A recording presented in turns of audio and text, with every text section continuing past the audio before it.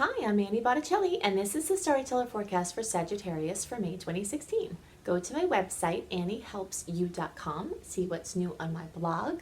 While you're there, sign up for my free email newsletter and become part of my community and receive the growing list of benefits that come along with that. And check out my Train Your Brain programs, which can help you change your life. So what's going on in May? I have a lot of exciting news, especially for Sagittarius, because there are many things that are involving Jupiter. We are still in this situation where we have this giant wall of retrogrades, I'm calling it. And if you haven't listened to the March and April reports, you might want to go back and do that because the eclipses are still flavoring this period of time, and I went into depth about that in March. And then Mars retrograde is very much flavoring this time, and I went into more of that in April and my Mars retrograde separate video telling all the do's and don'ts. But in May, we have our ruler, Jupiter, going direct. Jupiter has been, for early Sag placements, so like November born Sages up till like December 1st, has been in your 10th house of work, career, life purpose, father figures, authority figures. The rest of us have had Jupiter still in the 9th house. The 9th house is the house that Jupiter rules, so it's very, very happy there. So last year you might have noticed some momentum, some expansion going on with things related to writing projects, teaching, learning, your place in the world, your work, your career, different countries, different cultures, different languages, international connections, travel.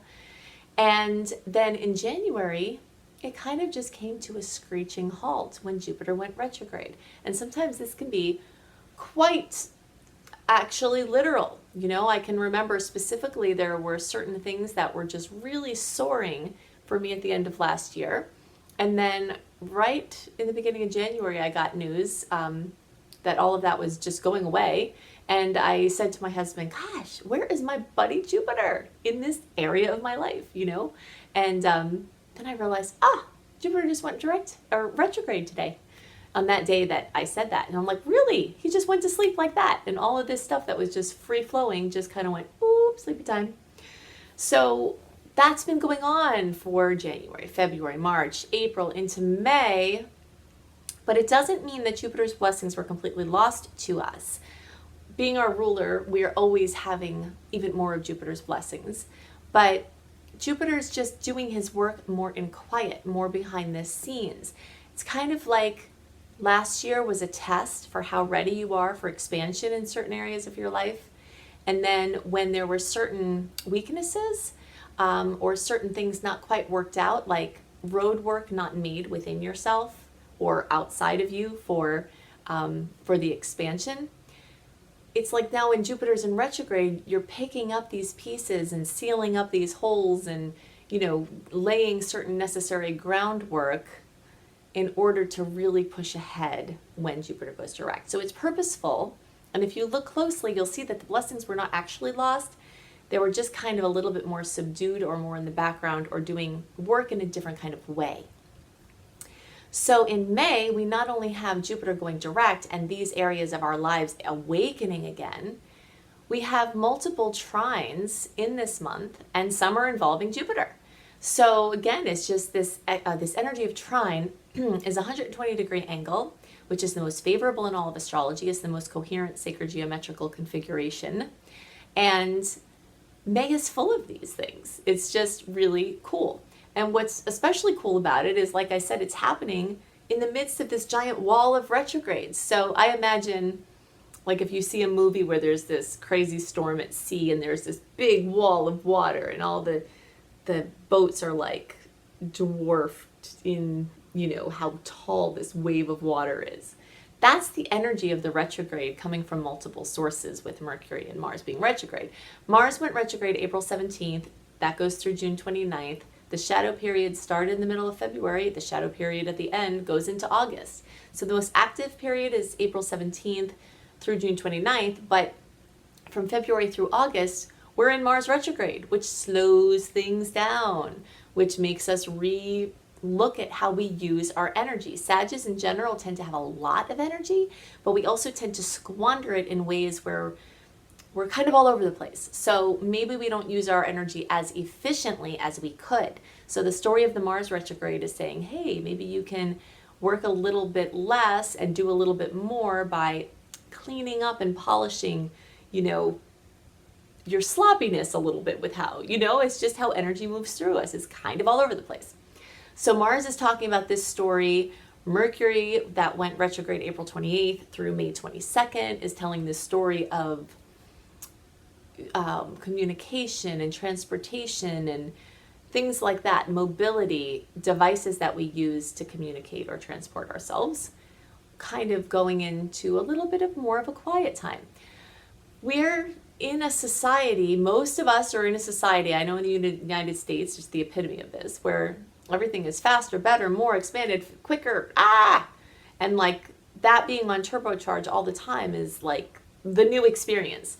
And it wasn't meant to be that way, that's something fictitious that society is sort of creating. But if you watch the ebb and flow of the planetary transits, and even just watch the ocean, the tide goes in, the tide goes out, and that's how the transits are. It's a certain time to flow inward and a certain time to flow outward. And this is just the natural rhythm of life.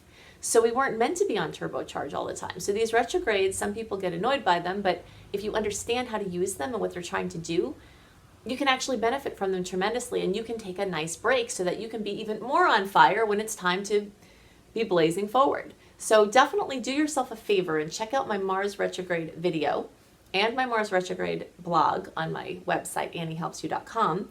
I have also Mercury retrograde video, and eventually that will be a blog on my website too. You can check back for that. So I recommend that you go get some of the specifics about those, because we're not going to cover those in detail in this video, but it's really important for you to know it because they're completely active in the month of May. Now, many of you might find that you are traveling during this time or doing other things that are fun for Sagittarius. Sagittarius in general love to travel. So this movement of planets into Gemini at some point in the month, this energy of Jupiter expansion, this energy of Mercury retrograde, then Mercury going direct, and this concentration of personal planets, quick moving planets in the 5th house of fun and leisure, that's all happening in May. So I wouldn't be surprised if you are packing. If you're packing during Mercury retrograde, you want to be more careful. It's fine to travel in Mercury retrograde. You just have to be more careful and detailed with your checkups, with what your, like your tickets and the gate and all that. But definitely check out the video if you're traveling. I go into more specifics there. But you'll find that things are going to be moving. It will be a very busy time. Blessings will come. Now, here's the story with the blessings. The trines and Jupiter going direct will start to bring these blessings. This is fine to evaluate the blessings as they come in.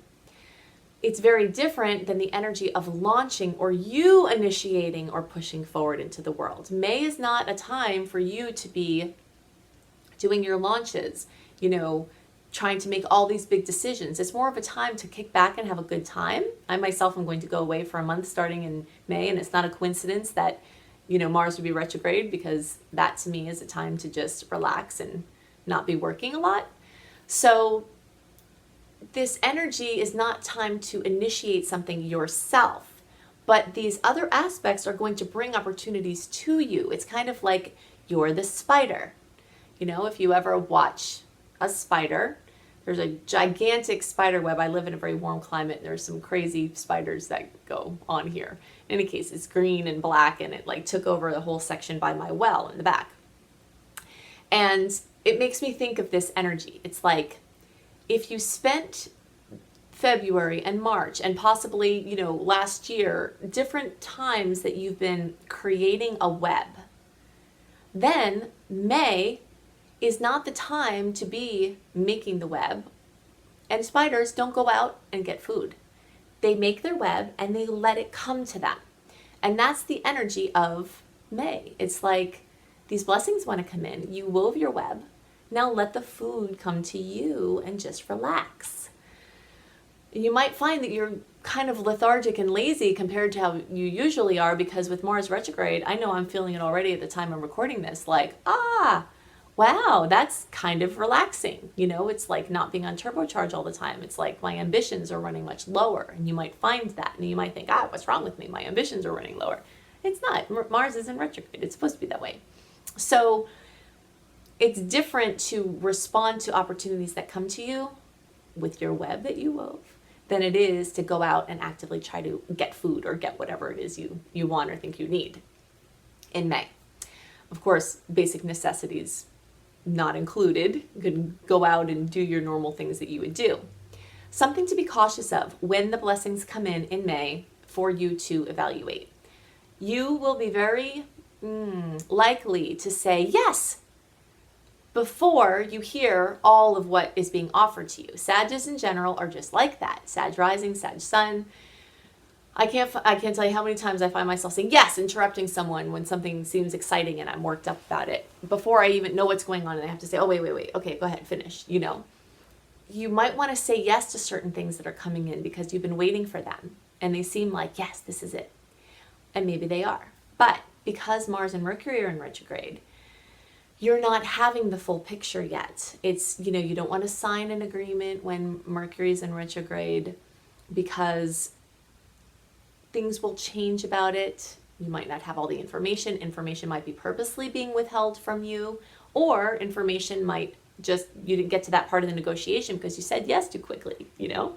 So try to drag it out in a way that not too long that you miss the opportunity, but in a way that allows you to gather all the information appropriately. And if possible, don't sign anything until at least after June 8th. And if you can help it, into July, because that's when Mars will be direct as well. So we've got all of the trines. We have Jupiter going direct. We've got a lot of strong energy in the 5th house. That's short term, which is fun and kids and creativity and romance. And then we've got some longer term placements that have been affecting Sages for a while.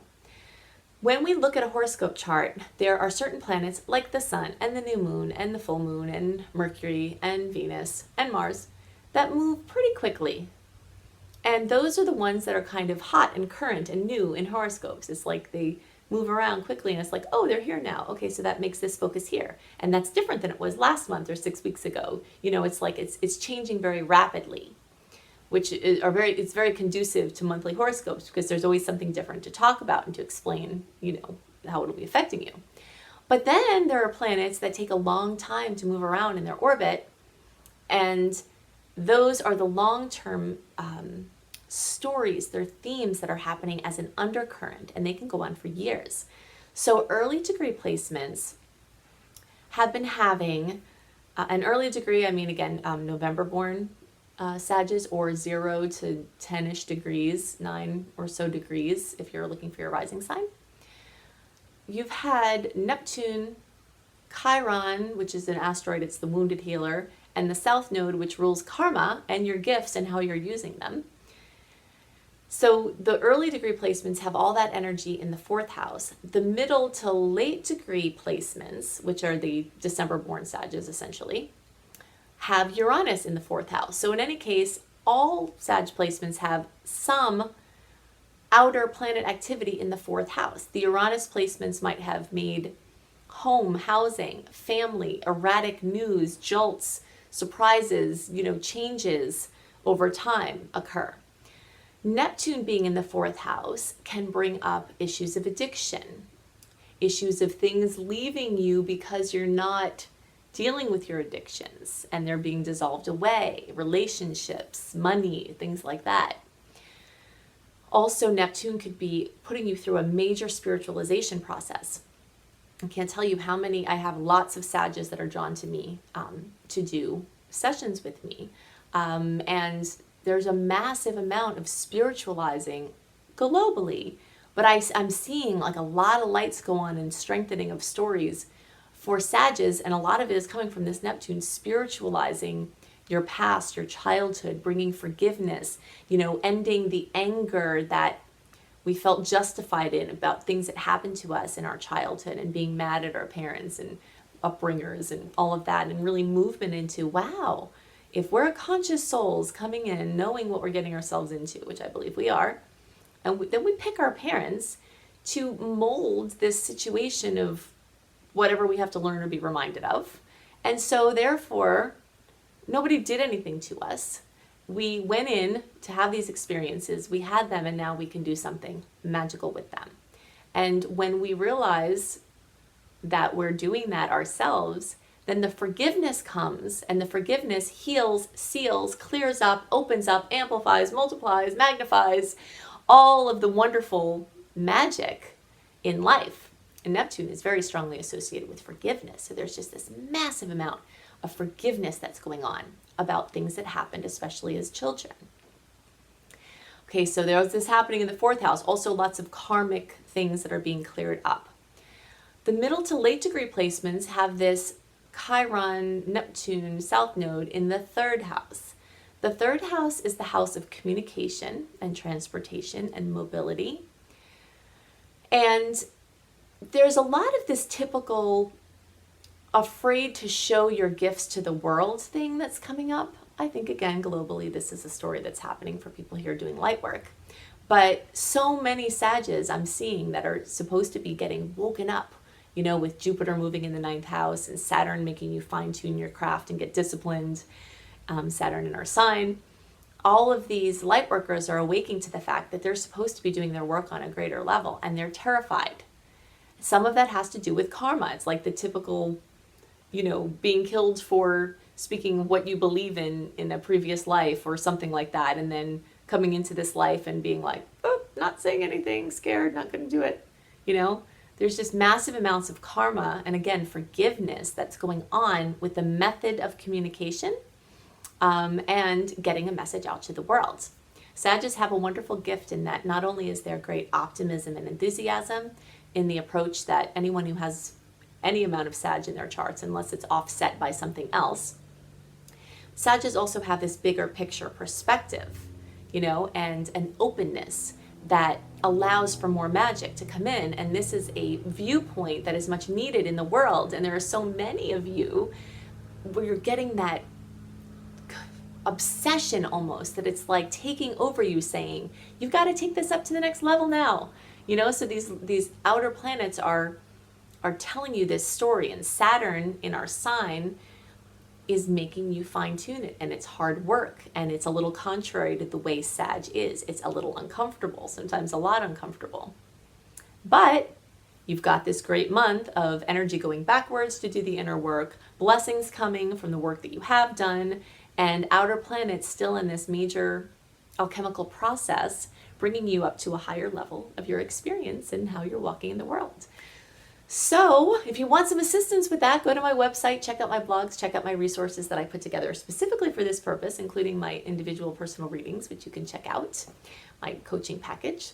You can also check out my Train Your Brain subliminal bundles on the topics of wonderful relationships and being your own boss and making more money and or bringing in more money, being magnetic to money, and radiant health. And while you're there, definitely sign up for my free email newsletter.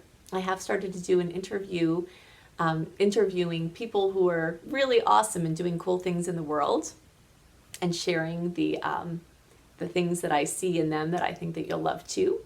And all of these are part of things that you receive as being one of my VIP members on my signing up for my email newsletter. So go to anniehelpsyou.com, have a wonderful month, and I'll see you next month.